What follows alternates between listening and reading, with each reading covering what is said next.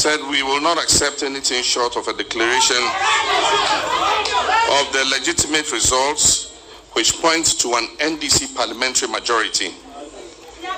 My brothers and sisters, advisedly, since the inception of the Fourth Republic, final election results have always been declared within a 72-hour period to allow for thorough and diligent collation. Surprisingly, this Electoral Commission chairperson announced quite suspiciously, and for reasons known to her, a hurried 24-hour deadline, which, as we all know, could not and would not be met.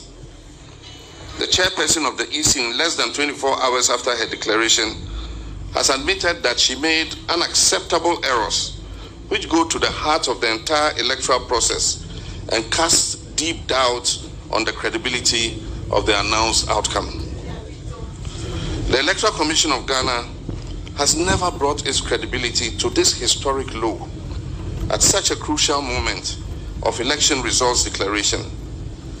In fact, the litany of irregularities and blatant attempts at rigging for a candidate is obvious and most embarrassing. Ghana has come too far in our democracy, in our transparency, and in our well-earned international reputation for free and fair and non-violent elections to find ourselves here, where we are in respect of this election. As has been announced by my party, the National Democratic Congress, we are unable to accept the outcome of the election as declared by the Electoral Commission chairperson, Mrs. Jean Mensah. These results are flawed and discredited. When it comes to the parliamentary election, the NDC won a working majority of 140 seats. What has happened since the election has been a deliberate attempt targeting 5 constituencies of the 140 to steal and thus subvert the people's verdict. A closer look and detailed examination of the constituency-specific facts cast very dark clouds on our democracy. And allow me to speak in specific so our claims are well known. In Seychelles, the results were declared without the content of one ballot box being counted. The parties had agreed that an issue of alleged overvoting should be referred to the collation center to be resolved. That ballot box mysteriously disappeared en route to the collation center. Nevertheless, results were declared in favor of the NPP candidate. In Upper Gentry West, the EC official deferred the declaration of the results because of alleged death threats. The results favor the NDC candidate, as has been confirmed earlier today. In Senate West, a ballot box was snatched and the culprit was apprehended. The seal of the NPP must have become dislodged in the ensuing scuffle with the culprit. That of the NDC and the Electoral Commission remained intact. However, NPP would not allow the contents of the ballot box to be counted and added to the lot because it would obviously favor the NDC. In Techiman South, the NDC won quite clearly, but for whatever unknown reasons, the military was invited. In the ensuing melee, 2 people were shot and killed by the military. 8 persons were injured and hospitalized. A 3rd person, who was one of those hospitalized from gunshot injuries, has now been pronounced dead. These are three Ghanaians who wanted nothing more than for their country to fulfill its promise of democracy and ended up losing their lives at the hands of the military that is meant to safeguard their rights as citizens. They include Abdallah Ayarik, 18 years of age only, and Tajuddin Al-Hassan, 39 years of age. The results have allegedly been strangely declared for the MPP, even though the EC chair claims to have left Techiman South out of her declaration.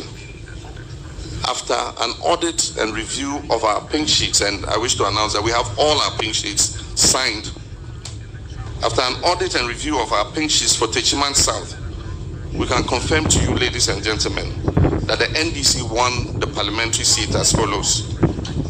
NDC secured 50,417 votes, and NPP secured 49,825 votes.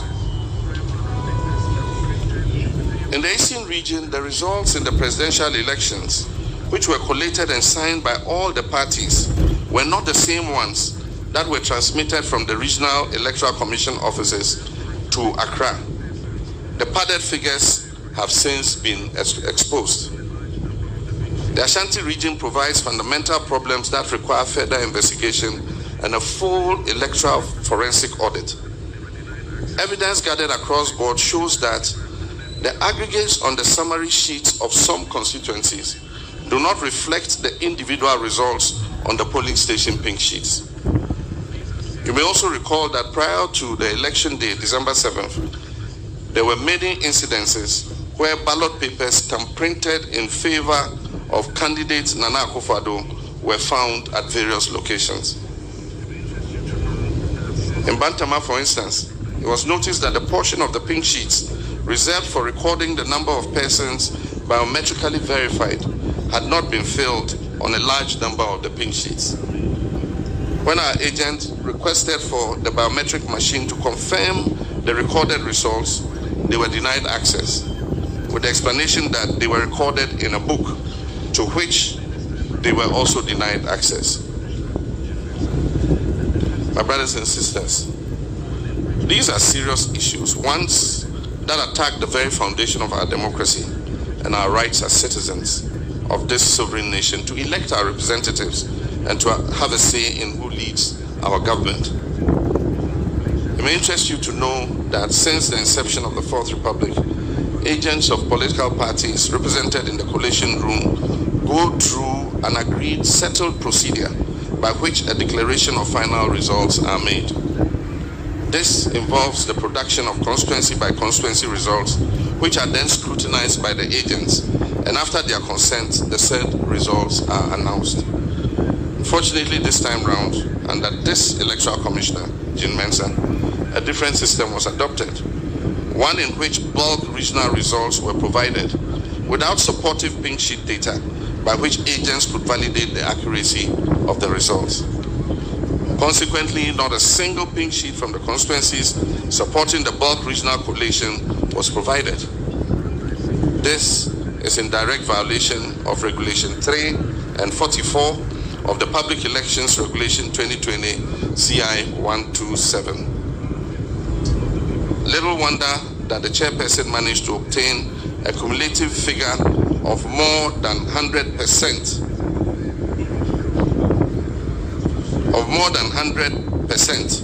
in her declaration.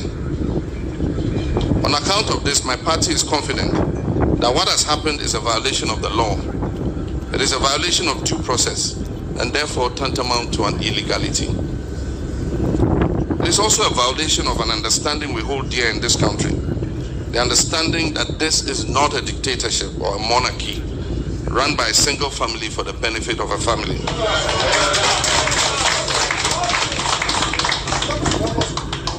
Ghana belongs to the people of Ghana, all of the people of Ghana. Would like to urge you, the media, civil society, and all election observers, to be resolute and present a fair and accurate account of what has transpired over this period. We request of the international community to remain engaged in what is happening in Ghana and take careful note of the current threat that is being waged on our democracy, our freedom, and our way of life. To all the NDC members and those who voted for us, I appeal to you not to be intimidated or cowed to submit to a dishonest process in the face of overwhelming evidence that supports the justness of our cause.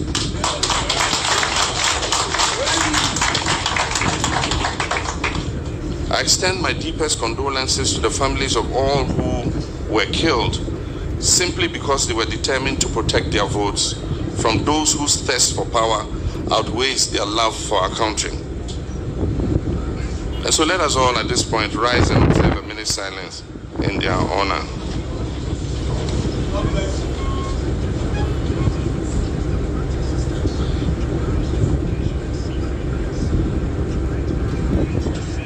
May their souls rest in perfect peace.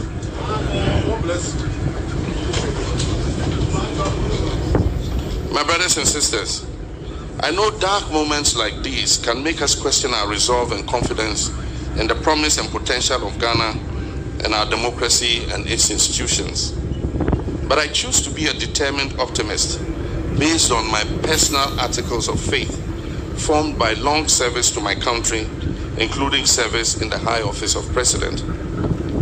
I urge you all to keep your confidence in Ghana and keep betting on the success of our democracy.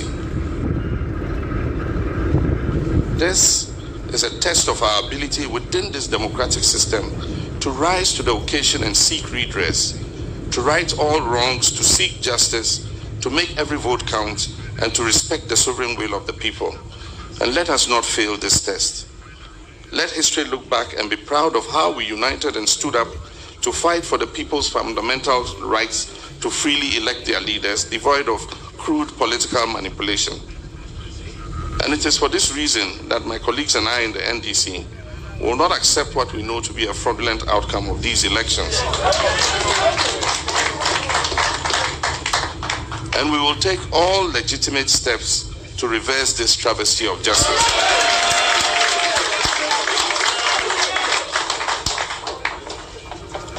Finally, let me assure our teeming supporters and the millions of Ghanaians who voted for change, the change which has been stolen in a real stolen verdict,